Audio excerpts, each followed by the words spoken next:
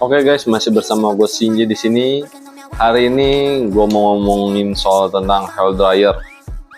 Gue punya hair dryer Pirip yang 1000 watt, bisa dilipat, jadi mempermudahkan, ya, praktis.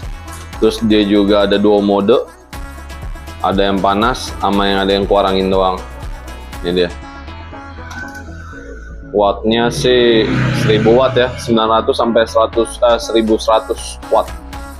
See you guys.